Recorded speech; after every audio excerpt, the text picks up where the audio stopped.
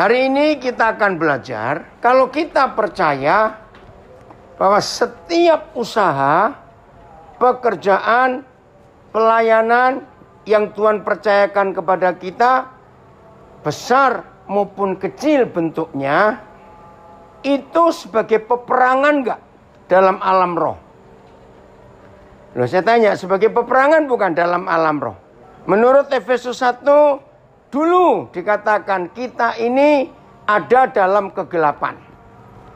Tapi Tuhan Yesus menebus kita sehingga kita pindah dari gelap kepada terang.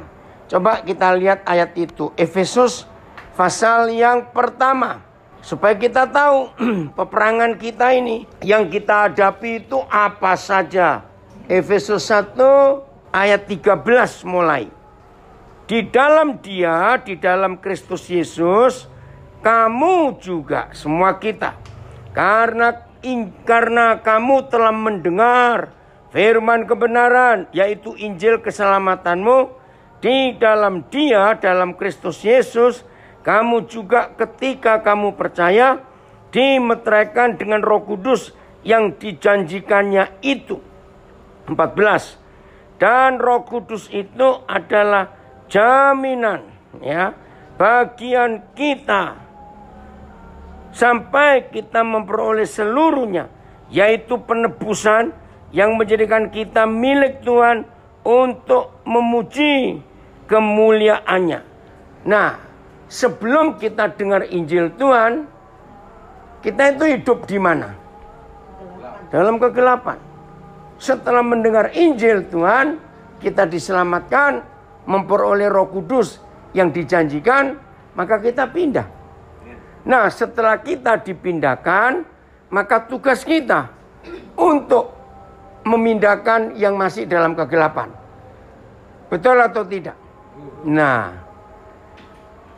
waktu kita memindahkan orang-orang lain dari kegelapan masuk dalam terang, mereka itu milik siapa? Seperti dulu kita itu milik siapa? Ngerti nggak arti ini, saudara? Gampang tidak setan memberikan jiwa-jiwa yang di tangan mereka untuk kita rebut menjadi milik Tuhan? Gampang atau tidak? Tidak. Ada perhitungan. Nah, ini loh. Karena yang kita hadapi itu kuasa-kuasa gelap, maka dalam sebuah peperangan ada satu hal yang sangat penting di samping senjata. Perhatikan, di dalam sebuah peperangan ada satu hal yang sangat penting yang kita harus perhatikan. Bahkan ini lebih penting daripada persenjataan. Siapa bisa sebut apa itu? Ini tema yang kita mau pelajari. Apa itu? Roh Kudus. Enggak, ini jangan yang rohani dulu, yang umum saja. Dalam sebuah peperangan ada hal yang lebih penting daripada kita memperhatikan persenjataan kita maupun persenjataan yang lain. Apa itu? Strategi kali ya. Strategi. Hampir betul. Keberanian. Bukan. Cek, bacain yang di rumah. Ikut jawab apa? Ada satu hal yang penting. Lebih penting daripada memperhatikan persenjataan. Nah, mengenali musuh. Itu tema yang saya tulis. Belajar untuk mengenali musuh-musuh kita di dalam pelayanan. Jadi mengenali musuh itu mutlak, bukan cuma penting. Nah, saya tanya balik. Beri saya 3 musuh besar di dalam hidup, panggilan, dan pelayanan kita untuk Tuhan dan untuk jiwa-jiwa. Ada 3 musuh besar. Jawab siapa saja boleh. Salah nggak apa-apa. 1. Keinginan daging. Kecil itu bukan.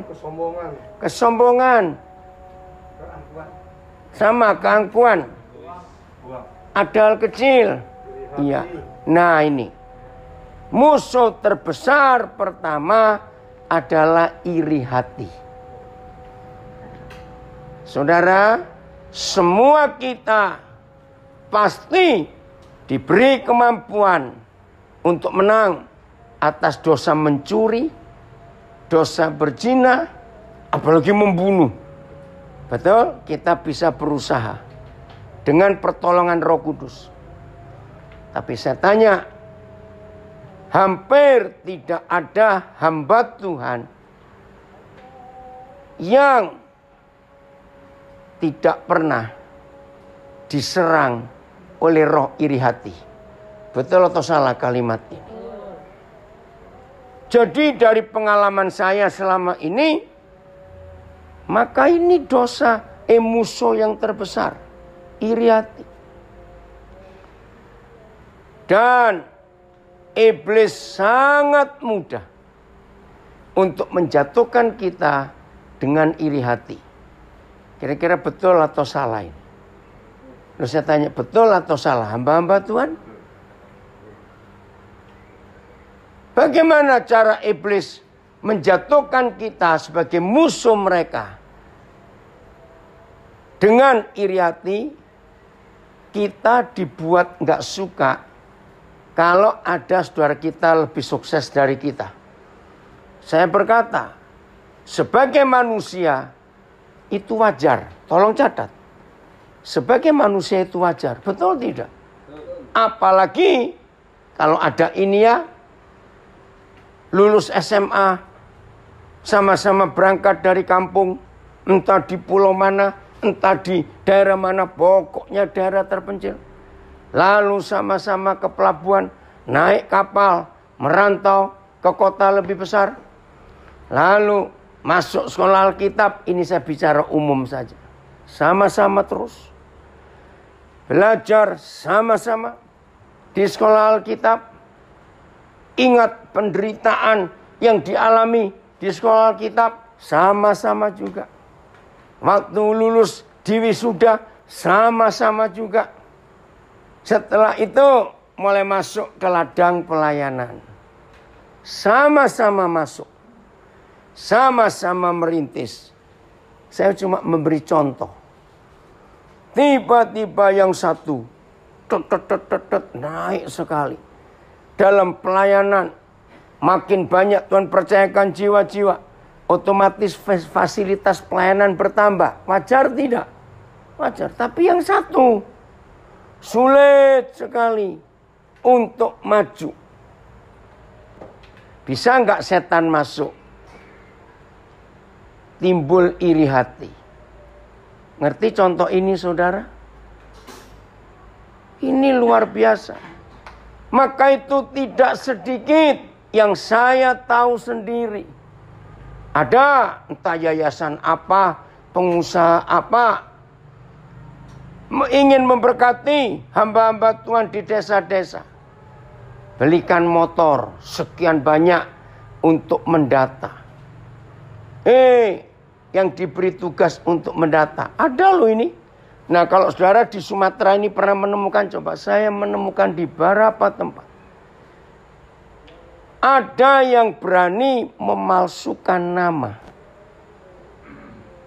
Untuk dia dapat motor lagi. Padahal bukan dia. Pernah ketemu gak kasus seperti ini? Lalu saya tanya, pernah ketemu gak kasus seperti ini? Hamba Tuhan loh. Mengerikan sekali. Karena iri. Saudara, percayalah. Begitu iri hati masuk ke hidup kita, langsung otoritas sebagai pelayan Tuhan itu hancur. Betul atau salah? Hancur. Karena kita nggak suka kepada saudara yang lain. Maka itu hati-hati untuk hal ini. Nah, bagaimana cara mengatasi iri hati? Bukan dengan doa, bukan dengan puasa. Lalu dengan hikmat Tuhan dari firman-Nya. Mari kita buka kitab Hakim-Hakim 5 ayat 20. Hakim-Hakim 5 ayat 20. Ini nyanyian Deborah setelah dia menang ya dalam peperangan untuk membela Israel. Mari kita baca 1, 2, 3. Dari langit berperang bintang-bintang, dari peredarannya mereka memerangi Sisera. Nah, bagaimana Hakim-Hakim 5 ayat 20 bisa mengalahkan iri hati, memenangkan peperangan kita terhadap musuh iri hati. Deborah menyanyi, dari langit bintang-bintang berperang melawan Sisera. Dari apanya? Lu baca. Dari peredarannya. Ada triliun, bukan miliar. Ada triliunan bintang di luar angkasa sana. Betul tidak? Jumlahnya tidak terhitung. Apa bahasa ilmu pengetahuannya peredaran?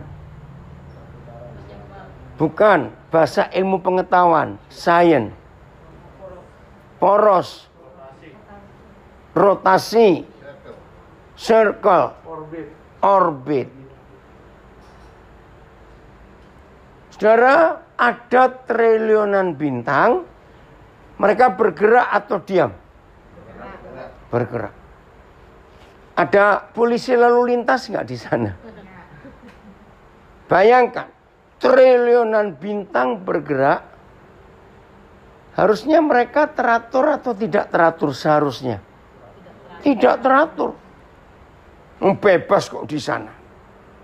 Tapi luar biasa. Bintang-bintang itu tidak pernah tabrakan. Kalau mereka tabrakan sudah kiamat ini dunia. Karena besarnya bintang-bintang itu bisa jutaan kali dari besarnya planet bumi. Bayangkan. Saya nggak tahu dapat hikmat dari mana Deborah menyanyikan itu. Jadi mereka nggak pernah tabrakan karena apa? Tadi itu loh. Mereka nggak pernah tabrakan karena ada apa? Orbitnya, ada jalurnya. Ini luar biasa. Mundur ke belakang. Siapa bintang-bintang itu? Masih ingat Yahweh Tuhan janji kepada Abraham malam-malam? Lihat kamu ke langit.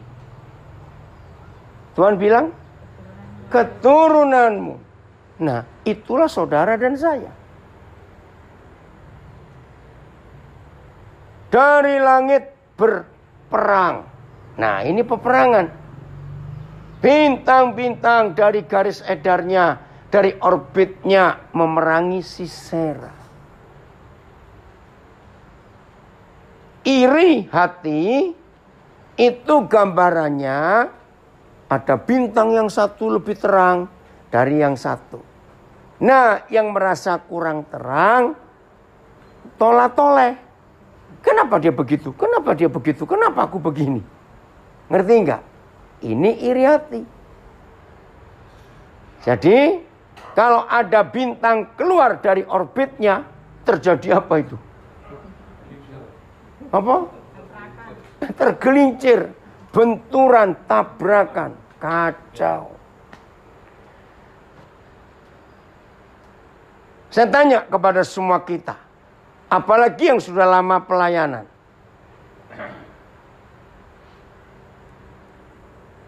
Ngeri tidak? Iblis berhasil atau tidak berhasil membuat banyak kita bintang-bintang ini benturan satu dengan yang lain. Jawab. Berhasil atau tidak berhasil? Itu dia. Iblis sangat berhasil membenturkan kita dengan saudara kita yang lain. Dan itu terjadi sampai hari ini di dalam ladang pelayanan. Saya tanya betul atau salah ini saudara. Mengerikan sekali. Maka itu dengan musuh yang pertama ini, akhirnya konsentrasi panggilan dan pelayanan yang Tuhan percayakan kepada kita bisa fokus nggak kalau sebenturan satu dengan lain? Kalau kita diadu satu dengan yang lain, nggak fokus lagi, nggak terarah lagi. Karena benturan sesama kita itu perlu waktu untuk memulihkan. Betul atau salah? Saudara, maka itu pulang dari pertemuan kita ini, hindari kalau iblis menjerat salah satu di antara kita dan dia membenturkan kita ke bintang yang lain. Setuju saya bicara ini? Harus. Berkali-kali Paulus berkata di surat Korintus, jangan beri keuntungan pada iblis. Karena kita tahu maksudnya, tahu tujuannya. Masih ingat firman itu? Jangan beri keuntungan kepada mereka. Nah, ayat itu paling gampang. Kalau ada di antara saudara yang suka main bola, suka pertandingan bola, sepak bola itu loh. Yang gak suka pun bisa ngerti. Pernah dengar istilah gol bunuh diri? Pernah? Kira-kira kalau kita satu tim dengan orang ini rasanya betul enggak? Geram, betul. Nah, saya suka istilah gol bunuh diri itu. Dan anehnya dalam pertandingan itu tetap sah bahwa dia masukkan gol ke gawangnya sendiri. Itu sah loh, betul tidak? Nah, kalau saudara dan saya, maaf, dalam tanda kutip, sering menguntungkan iblis, kita jahat di mata Tuhan. Berarti kita membobol gawang kita sendiri. Loh, betul tidak? Itu menyakitkan hati Tuhan. Dan lagi sekali, kenapa itu sering terjadi dalam ladang pelayanan? Pak Pendeta Fani Lumeta, kenapa tertawa? Coba cerita. Lu nggak apa-apa. Iya toh? Betapa sedih hati Tuhan.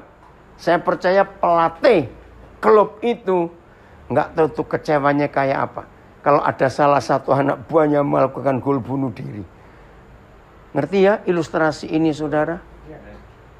Maka itu Paulus berkata, jangan memberi keuntungan pada iblis. Karena kita tahu maksudnya apa. Maksudnya jelas, ingin menghancurkan pekerjaan Tuhan. Ini mengerikan sekali. Jadi, maaf, kalau ada di antara kita, saya mau pakai kalimat yang paling jelek dalam pelayanan.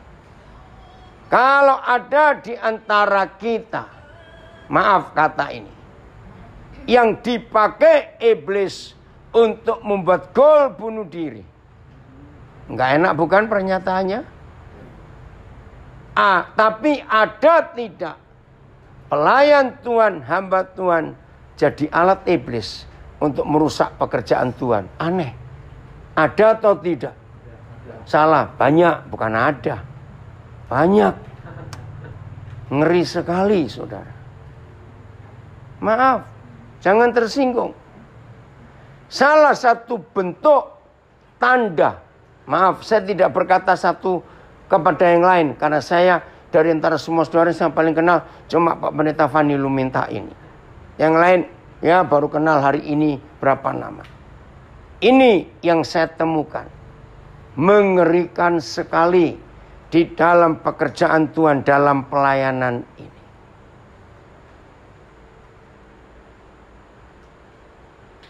Ternyata tidak sedikit yang menyebut diri hamba Tuhan, tapi juga hamba iblis. Maaf saya berkata. Ada nggak yang seperti itu?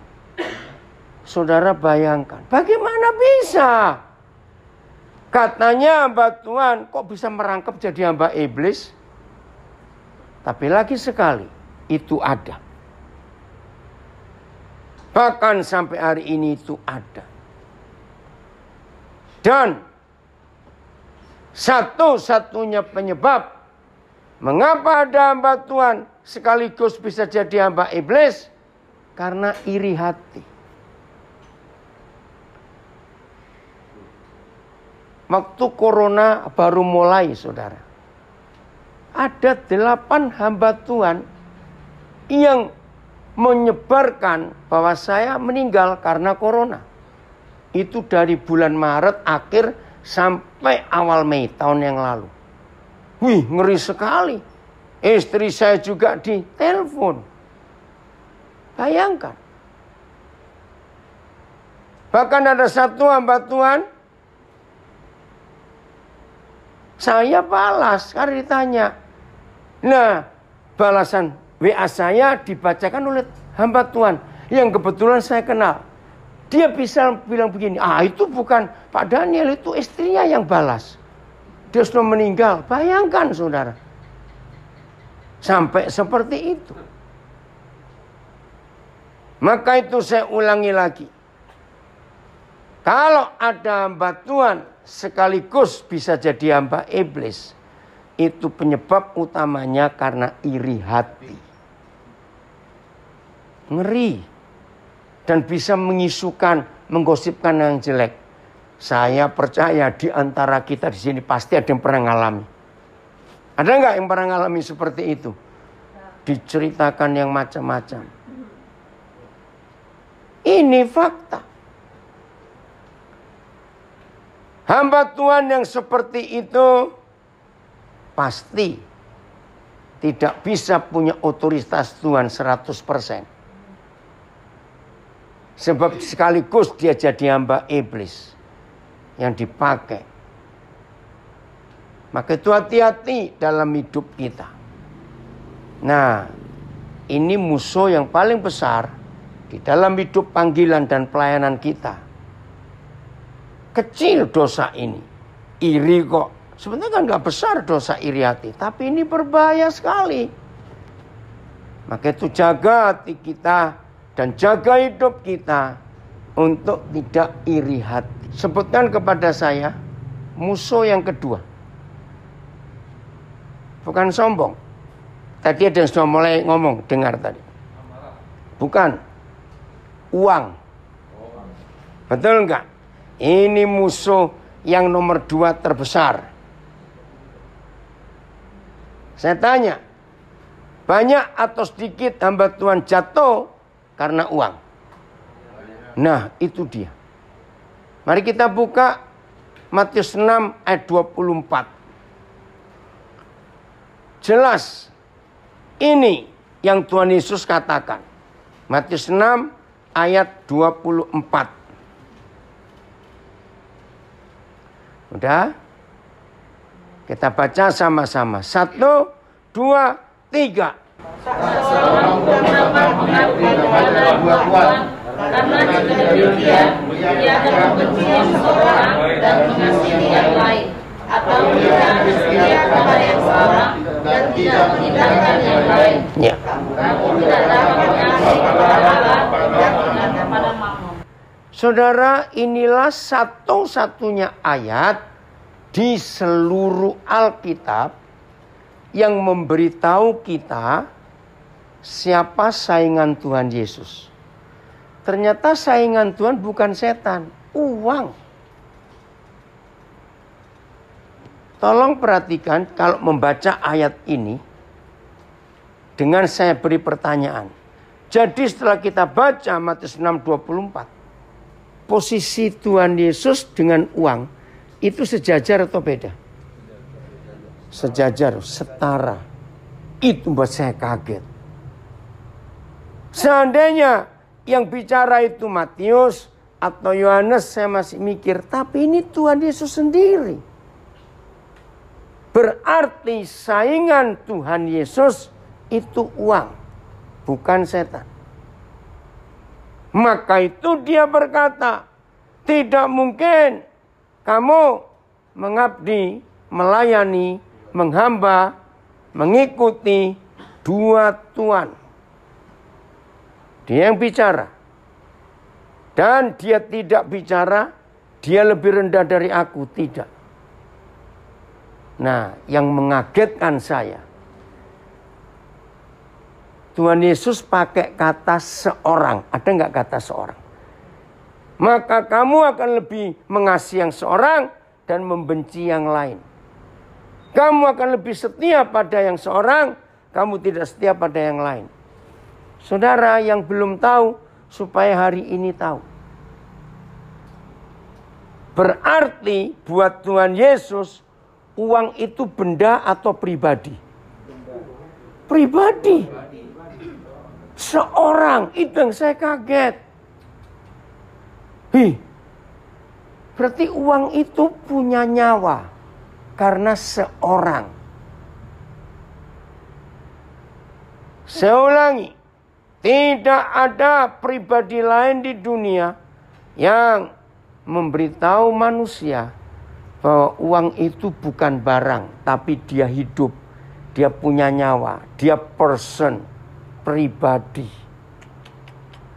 Ngeri sekali. Maka itu Paulus menulis di surat 1 Timotius 6. Akar segala kejahatan kalau cinta uang. Ngeri sekali. Koruptor, saya bicara koruptor.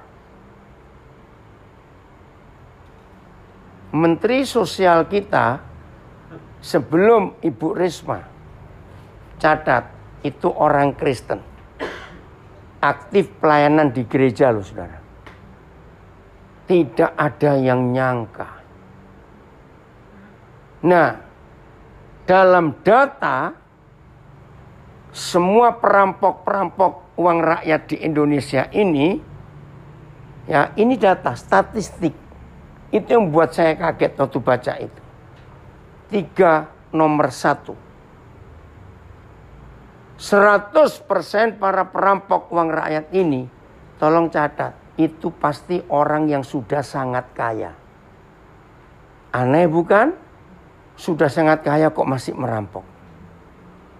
Nomor 2, 100% koruptor perampok itu adalah orang yang beragama dan punya posisi tinggi di keagamaan mereka masing-masing. Perhatikan saja. Nah, yang nomor 3, perampok-perampok itu pendidikan terendahnya adalah S2. Nggak ada yang S1. Nah, mikir ya, sudah kaya raya masih merampok. Punya posisi di keagamaan dengan posisi tinggi, ngerti nggak maksud saya ini? Masih merampok. Ingat kasus korupsi pencetakan Al-Quran? Nggak masuk akal. Nomor 3, orang-orang pinter. Paling rendah S2 pendidikannya. Betul kata Tuhan Yesus. Uang itu orang. Pribadi. Maka itu saya tanya tadi, saudara menjawab. Tidak sedikit hamba Tuhan jatuh karena yang satu ini. Mengerikan. Nah, caranya baca begini ya. Kita mau pilih Tuhan Yesus di nomor 1 atau nomor 2. Enggak apa-apa. Sama kok nanti hasilnya. Coba ya, Matius pasal yang ke-6. Ya, ini cara kita membaca. Ayat 24. Kan ada kalimat begini. Tak seorang pun dapat mengabdi kepada 2 tuan. Karena jika demikian ia akan membenci yang seorang dan mengasihi yang lain. Nah, kan ada yang membenci seorang dan mengasihi yang lain. Kita akan tempatkan Tuhan Yesus di posisi pertama atau kedua. Ini cuma cara belajar aja. Ayo, pertama atau kedua? Pertama. Oke, kalau pertama jadi begini. Tak seorang pun dapat mengabdi kepada 2 tuan. Karena jika demikian ia akan membenci Tuhan Yesus dan mengasihi uang. Atau ia akan setia kepada Tuhan Yesus dan tidak mengindahkan uang. Ngerti enggak? Kalau kita baca. Ini cara penulisannya luar biasa loh. Sama, kalau kita milih nomor 2 Tuhan Yesus, bunyinya begini. Tak seorang pun dapat mengabdi kepada 2 tuan. Karena jika demikian, ia akan membenci uang dan mengasihi Tuhan Yesus. Atau sama ya, ia akan setia kepada uang dan tidak mengindahkan Tuhan Yesus. Kita harus milih siapa Tuhan kita. Terus kalimat terakhir, kita tidak dapat mengabdi, menghamba, melayani kepada Tuhan dan kepada Mamon. Mamon itu setan, dewa yang paling jahat. Nah, saya bersyukur sudah berhasil memasyarakatkan istilah uang ini adalah setan. Kepada banyak orang, kepada cucu-cucu saya juga, saya belajar, saya ngajar mereka. Maka yang hari ini kumpul, saya pun ingin, ayo mulai hari ini. Ingat Lukas 16 ayat 9, uang itu adalah mamon. Betul? Tuhan Yesus berkata, mamon itu setan. Nah sekarang begini. Coba periksa di dompet saudara ada setan berapa? Lu serius itu? Oh saya punya setan 4 juta hari ini. Hah? Banyak sekali. Lu serius itu? Maka kalau anak adik kamu umur berapa? Ya kamu loh. Bukan. Shh, lihat sini kamu umur berapa? Loh umur berapa? 10. Nah kalau ada anak-anak bilang, Ma saya minta setan 20.000. Betul. Kita harus ngomong uang itu setan. Yang ngomong Tuhan Yesus. Saya pinjam setan 4 juta. Waduh. Seru ya kalau semuanya pakai prinsip ini. Serem memang. Maka itu jangan punya banyak-banyak setan. Ya, saudara perhatikan. Cinta akan uang. Teruskan. Adalah akar segala kejahatan. Sama. Cinta akan setan. Itu akarnya segala kejahatan. Nah bagaimana caranya supaya tidak cinta setan? Jangan, bukan gak cinta uang, salah. Bagaimana kita gak cinta setan? Berbagi. Nah, bukan berbagi. Buang-buang dia. Enggak suka kok. Lo serius? Buang setan-setan itu. Kita pakai secukupnya saja. Serius. Ini fakta dalam kehidupan kita. Maka itu kalau orang cinta setan pasti disayang-sayang, dipeluk-peluk, dicek saldonya tiap hari. Kenapa Pak? Tapi Yesus bilang juga harus ikat persahabatan dengan Mamon. Salah. Salah Pak. Bukan bersahabat dengan Mamon. Ikatlah persahabatan dengan mempergunakan Mamon. Jadi bukan bersahabat dengan Mamon, Pak, salah besar itu. Oke, baca aja ayatnya. Lukas 16 ayat 9. Supaya kita nggak salah. Bukan bersahabat dengan Mamon, salah. Ya, bukan bersahabat, ya. Ayat 9. Saya punya banyak sahabat yang bukan Kristen. Dan persahabatan saya gunakan Lukas 16 ayat 9. Udah? Baca. 1, 2, 3.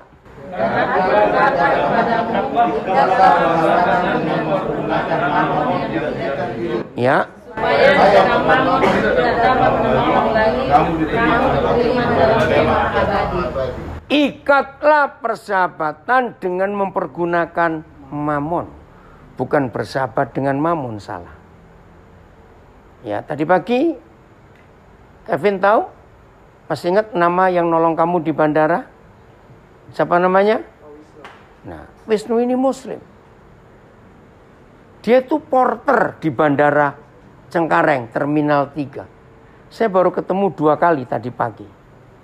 Nah, pertemuan saya pertama, ini kebiasaan saya. Saudara, kalau toh bagasi saya nggak banyak, saya akan tetap cari porter. Bukan saya malas ngangkat, saya ingin bersahabat. Nah, saya pasti beri lebih. Saya ingin menjalin persahabatan. Maka itu Saya punya banyak sahabat. Bukan Kristen, saya pakai Mammon. Nah, pertama kali saya ketemu berapa bulan yang lalu. Pas saya keluar dari pesawat, saya nggak ada bagasi. Ya, saya langsung mau keluar saja. Tiba-tiba saya lihat Wisnu ini kelihatan betul. Nah, ini salah satu penginjilan saya. Lihat orang yang wajahnya kusam. Tahu? Yang wajahnya lecek. Kentara nggak? Orang susah, orang lapar, orang senang. Kentara nggak dari wajahnya? Wih, saya belum pernah menemukan cara lain untuk membagikan kasih Tuhan selain cara lihat wajah orang. Itu pasti ketangkap. Nah, pas saya turun mau keluar bandara, Wisnu ini porter. Dia termenung gitu. Kelihatan sekali. Terus saya sapa. Tolong. Nah, dia pikir saya ada bagasi. Saya cuma bawa tas tenteng saja. Enggak, ini aja kamu bawa. Dia kaget. Nah, di situ saya baru tahu porter itu kerjaannya. Jadi mereka itu enggak dapat uang untuk dirinya, tapi untuk perusahaannya. Dan dalam satu hari harus setor sekian ratus. Saya lupa berapa. Loh, oh begitu? Jadi kamu enggak, Pak? Maka kalau hari ini tidak mencukupi, itu utang saya. Besok harus dibayar. Wah, kok begitu? Ya itulah. Nah, hari ini Pak, bandara ini sepi. Apalagi selama corona ya, sepi sekali. Nah, terus kamu punya utang berapa sekarang? Hampir 800.000 Pak. Karena sudah seminggu. Wih, saya kasihan sekali. Langsung saudara, saya tutupi semua yang dia kurang. Waktu dia pegang uang itu, dia menangis. Dia bilang, Bapak ini siapa? Ya saya sambil bilang, orang. Saya bilang. Nah, tanyanya siapa kok? Ya orang. Saudara, akhirnya saya minta nomor teleponnya. Nah, begitu saya minta nomor telepon, saya kontak lewat WhatsApp sampai hari ini. Pak, terima kasih. Akhirnya dia manggil saya apa? Saya ngomong tentang kasih Tuhan. Saya nggak ngomong soal agama Kristen, tidak. Dia bilang, Pak terima kasih. Sekarang saya bisa nabung karena ada lebih sedikit untuk kelahiran anak pertama saya. Oh ya? Anakmu akan, istrimu akan melahirkan dia. Ya udah. Papa akan biayai kelahiran anakmu nanti. Dia nggak percaya. Dia bilang, saya nggak ngitung Pak. Sudah berapa, mungkin ribu loh. Orang yang saya tahu lewat di bandara karena sudah lama. Tapi kenapa baru Bapak yang begitu? Nah itu loh kekuatan uang. Nah tadi pagi anak saya mau berangkat. Dia harus bawa anjing. Masih kecil. Waduh. Saya bilang bagaimana saya nggak pernah tahu ini bawa anjing. Saya telepon Wisnu itu. Aduh Pak, saya lagi libur. Bapak perlu pertolongan apa? Saya bilang ini loh anak saudaramu ini mau bawa anjing. Jam berapa datang? Jadi di hari ini nggak kerja jatahnya, tapi dia khusus datang untuk nemui saya. Dan buat saya pun jadi nggak repot. Karena saya bisa minta tolong, oh ya hari ini. Dia cukup sibuk nggak membantu kamu tadi, ngatur. Saya juga nggak ngerti urusan itu di bandara. Nah itu. Saya kasih lagi lebih, karena saya tahu ini bukan jam kerja dia. Dia bilang, tabungan saya tambah Pak, untuk kelahiran anak saya nanti. Nah kalau sudah begitu hatinya terbuka enggak? Terbuka. Maka itu dikontak handphone saya. Sopir taksi, tukang parkir. Kalau di WC kan ada bagian pembersih itu. Itu ya cleaning service-nya. Porter bandara. Wah saudara. Maka itu kalau suatu kali sudah ikut saya pergi ke bandara yang tertentu. Yang saya sering pergi Jakarta, Surabaya, Biak, Makassar. Waduh, teman saya banyak sekali. Dari tukang parkir, tukang sapu, bagian x-ray, bagian security. Serius. Saya gunakan Mammon itu. Di bandara-bandara itu, kalau saya pas lewat, ada berapa warung, kan ada tempat makan di dalam itu. Lewat, pasti ditanya, Pak, apa kabar? Baik, delay nggak Pak? Pertanyaan aneh bukan? Mungkin saya satu-satunya orang yang ditanya oleh yang punya warung itu, delay, pesawatnya terlambat nggak Pak? Ayo jujur. Kalau saudara ditanya seperti itu, marah dong. Kok kamu ngarepinnya jelek? Kenapa mereka tanya? Karena kalau mereka tahu pesawat saya terlambat, warung mereka pasti laris. Loh kok bisa begitu? Ini kebiasaan saya. Saya duduk, saya lihat orang. Entah bagian WC, bagian tukang sapu atau apa. Orang lapar kan kelihatan dari wajahnya. Yang pura-pura awas ya. Maaf. Itu saya panggil, sini sebentar. Ada waktu ada, pesan makan. Serius. Saya ngomong tentang pengampunan, tentang hidup, tentang masa depan. Itu pasti terbuka. Selesai satu, cari teman membulu makan, suruh ke sini. Nah yang punya warung seneng nggak? Wah begitu. Mungkin tuh kalau mereka tahu saya lewat, delay nggak Pak? Delay nggak Pak? Itu pertanyaannya aneh sekali. Kenapa? Dia lapar, so makan dari Pak, lapar lagi. Nah itu ayat Lukas 16 ayat 9. Nah maka itu setan benci kepada saya karena saya nggak pernah sayang dia. Loh kalau nggak sayang kan dibuang-buang, nggak sayang kok, serius.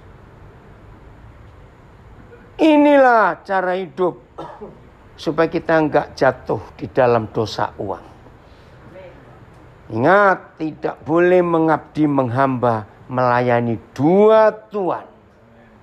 Kita butuh uang, nggak munafik. Tapi uang tidak boleh menguasai kita. Tidak boleh. Inilah contoh yang kita harus ikuti dalam hidup. Maka itu kalau saya pergi lewat bandara mana saja, saya akan kontak satu persatu. Saya pengen kerja hari ini, saya pengen kerja hari ini. Kalau nggak ada, saya panggil. Carikan temanmu siapa yang kerja hari ini. Suruh nolong Papa. Mereka senang. Jadi sesama mereka saling kontak. Dan mereka kenal. Hebat ya Tuhan kita bekerja. Bagian tiket juga gitu. Aduh saya mau bersahabat dengan sebanyak-banyaknya orang. Dengan mempergunakan mamon tidak jujur. Nah lihat. Inilah satu-satunya ayat yang dikatakan oleh Tuhan Yesus. Orang pelit, walaupun tidak berzina, tidak membunuh, kalau mati tetap masuk neraka. Loh ayat ini. Coba saya uraikan ya.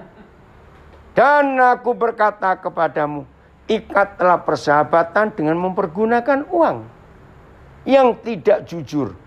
Kenapa Tuhan Yesus berkata uang itu tidak jujur? Karena satu-satunya barang yang paling banyak dipalsu adalah uang.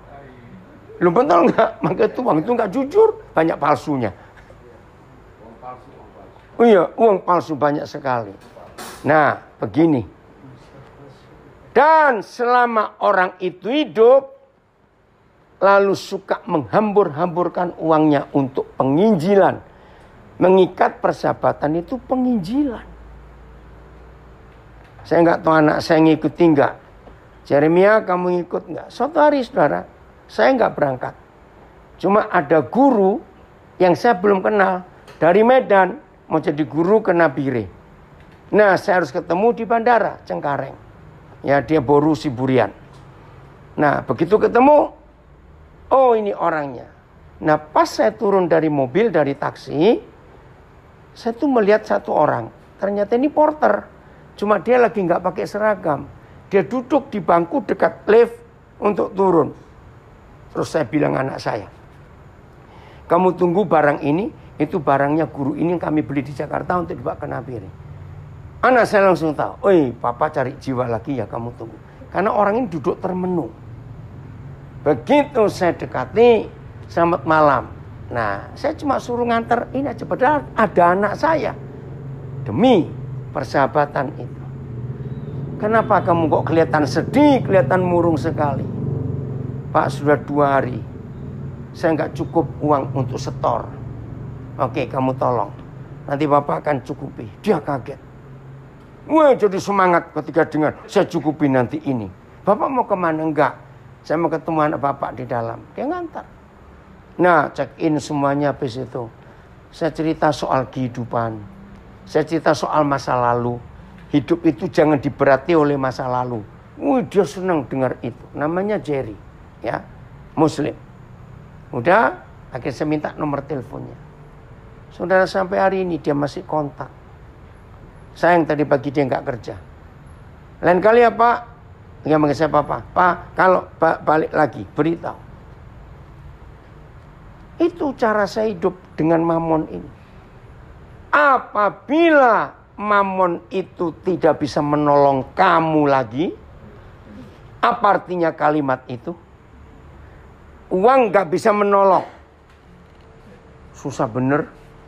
Apa artinya? Nah, gak usah ragu-ragu. Mati. Lu betul gak? Orang kaya mati juga gak? Mati. Lihat selama COVID ini. Aduh saudara. Selama COVID ini yang paling saya ngeri. Dan sampai bukan sakit hati. Hati ini teriris. Kalau melihat orang kaya kena COVID. Dan uangnya nggak bisa menolong. Dari kumpulan cerita selama setahun lebih ini. Yang paling menderita itu orang kaya. Kalau ada anggota keluarganya yang gak tertolong karena COVID ini. Begini yang paling sering saya dengar. Dokter, carikan obat yang paling mahal. Kami siap untuk membayarnya. Dokter jawab, belum ada obatnya barang ini. Bayangkan, apa gak sakit itu hati, gak teriris ya. Uang banyak, tapi gak bisa. Yang lain lagi, kan perlu ventilator untuk nafas. Carikan yang paling mahal buatan negara mana saja. Berapapun harganya kami bayar. Kalau perlu impor dari mana, kami bisa sehari nyampe. Karena ada uang. Tapi tetap nggak bisa tertolong. Maka itu saudara, kalau suatu hari nanti orang yang punya uang banyak dan tidak bisa tertolong lagi, berarti orang itu meninggal. Maka itu mulai hari ini, kalau ada orang tanya kepada saudara, kerja itu untuk apa? Jawaban umum apa? Orang kerja untuk apa? Untuk hidup. Wajar orang berkata begitu. Tapi menurut Tuhan Yesus itu salah. Kalau bekerja itu untuk hidup, artinya begini, orang kaya nggak mati-mati. Loh betul nggak? Karena dia kerja, punya duit, jadi hidup terus. Padahal orang kaya mati nggak? Ya sudah. Nah, apabila ada orang selama hidupnya tidak mempergunakan uang setan-setan itu untuk penginjilan, maka ketika uang itu nggak bisa menolong lagi, orang itu mati, baca kalimat itu. Kalimat terakhir, ia diterima di dalam kemah abadi. Itu kalau selama hidupnya dia tidak pelit. Dia selalu berbagi untuk pelayanan, penginjilan. Nah tapi kalau dibalik, selama hidup kaya, pelit, nggak pernah berbagi untuk penginjilan, maka matinya dia diterima di mana? Nah, neraka. Maka itu saya sering berkata kepada pendeta-pendeta kaya, hati-hati kamu. Nggak berzina, nggak membunuh, nggak mencuri, tapi pelit. Walaupun pendeta tetap masuk neraka. Catat itu baik-baik. Mengerikan sekali. Jadi jelas ya hal ini saudara. Penting sekali. Maka itu jangan menjadi hamba untuk dua tuan. Harus pilih. Oke, saya berhenti sampai di sini. Ada yang bertanya enggak? Ayo diskusi. Sebelum kita akhiri. Karena sudah hampir 1 jam. Enggak terasa. Ayo, ada yang tanya? Yuk, silakan. Ayo, Bapak, tanya. Siapa saja, ayo. Boleh merenung. Soal uang ini penting. Soal iri hati. Ya, ayo. Ya, berdiri aja. Enggak apa-apa, putar. Ada? Ayo kita diskusi. Saya mau tanya. Iya, silakan.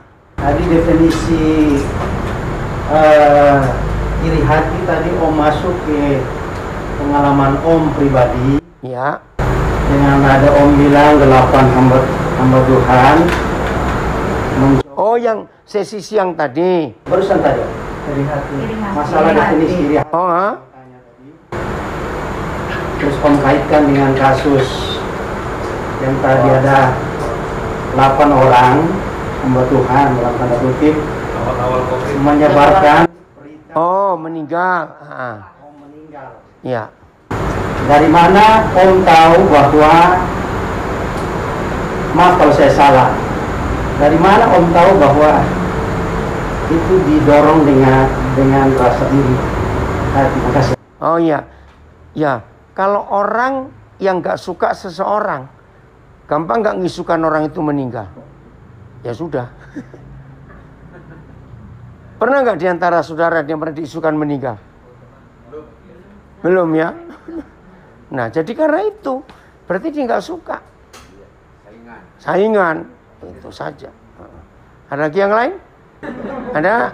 Oh ya, silakan. Gimana caranya kita mengikat persahabatan dengan menggunakan mamon, sementara mamon yang kita punya itu tidak ada. Iya. Oh, jadi nggak punya uang gitu aja lah ya. Yang punya, Iya. punya Pak, tapi Nggak kurang. cukupnya gitu untuk kesimpulan kita. Iya, berarti nggak punya, sama aja Pak. Oke. Iya. Saya mau beri contoh gereja di Singapura awal tahun 80-an. Saya ikut gerakan itu. Dalam bahasa Inggris, Singapura pernah punya program No Jesus Evangelism. Jadi penginjilan tanpa menyebut nama Yesus. Buat saya menarik. Kok bisa? Bagaimana caranya? Nah, Singapura itu negara Asia, tapi sudah seperti Barat. Cara hidup sudah seperti negara Barat, artinya orang egois, sibuk sendiri-sendiri. Nah, sehingga banyak orang-orang tua, kalau anak-anak sudah besar, nggak bisa ngurus lagi. Nah, hebatnya pemerintah Singapura sejak zaman Lee Kuan Yew, itu tidak boleh ada rumah jompo. Tahu rumah jompo ya? Untuk orang tua. Untuk lansia. Lee Kuan Yew marah. Orang tua itu tanggung jawabnya anak-anak. Ingat, kamu itu besar karena orang tuamu. Jadi karena nggak ada rumah untuk orang tua, akhirnya banyak orang tua yang kesulitan. Karena anak-anak kerja pagi sampai malam. Nah, gereja-gereja di Singapura penginjilan pakai cara itu. Yang tinggal di flat, tahu ya flatnya? Apartemen rumah kecil-kecil itu. Bukan rumah yang satu-satu di tanah begini. Itu suruh menghitung di lantai flatmu ini ada berapa rumah. Terus data cari orang-orang tua yang nggak ada yang ngurus. Itu nomor 1. Untuk apa? Mereka pas tempelkan kertas-kertas pengumuman. Kalau perlu belanja, bantu, hubungi nomor ini, rumah nomor ini. Ya. Kalau butuh tenaga untuk bersihkan rumah, untuk cuci baju. Wih, orang-orang tua ini kaget. Dan banyak juga anak-anak mereka berterima kasih. Karena anak-anak mereka nggak bisa ngurus. Ini kok ada orang mau ngurus. Juga kalau mereka punya binatang peliharaan. Anjing, kucing, ikan di akuarium. Kalau mereka mau pergi ke luar negeri untuk beberapa hari, mereka tuh kerepotan. Siapa ngurusin binatang ini? Nah, anak-anak Tuhan, gereja Singapura itu menawarkan diri. Kami siap untuk bantu. Saudara, gereja di Singapura panen besar. Nggak pakai uang, pakai tenaga. Serius. Wih, hari-hari itu luar biasa. Karena melihat kasih orang lain egois kok. Coba baca. Satu-satunya tulisan di dunia tentang kondisi manusia akhir zaman. Itu cuma Paulus yang nulis. 2 Timotius 3. Ayat 1 dan 2. Coba lihat 2 Timotius 3 ayat 1 dan 2. Maka itu penginjilan akan gampang. Mengikat persahabatan, kalau memang nggak ada uang, bisa pakai tenaga kita. Nawarkan diri. Betul tidak? Oke, baca. Apa judulnya? Nah, keadaan manusia pada akhir zaman. Cuma satu ini tulisan di dunia. Baca 1, 2, 3. Ketahuilah bahwa pada hari-hari terakhir akan datang masa yang... Nah, stop. Sekarang sulit nggak ini? Sangat sulit. Apalagi selama COVID. Aduh. Gelombang PHK ngeri sekali. Tapi baik secara positifnya. Banyak bapak-bapak yang nggak pernah masak jadi pintar masak selama COVID. Betul tidak? Luar biasa. Banyak orang nggak pernah bertani, bercocok tanam, jadi punya tanaman banyak di sekitar rumahnya. Selama COVID ini. Ada berkatnya juga. Nah, di masa yang sulit ini, bagaimana kondisi manusia ayat 2? 1, 2, 3. Manusia akan mencintai dirinya sendiri dan mencari hamba uang. Terus? Mereka akan jadi penghinaan. Mereka akan melompat pada orang tua dan tidak tahu terima kasih, tidak meninggalkan agama. Tidak takut Tuhan. Betul seperti itu sekarang kondisi manusia. Egois. Betul nggak? Cinta diri sendiri. Orang yang egois pasti pelit. Menjadi hamba uang. Itu artinya hidup diperbudak oleh uang. Tuannya adalah uang. Dan itu terjadi. Nah, kalau saya simpulkan, kalimat ayat 2 itu namanya aku nggak peduli, itu urusanmu. Dan itu terjadi sekarang di generasi ini.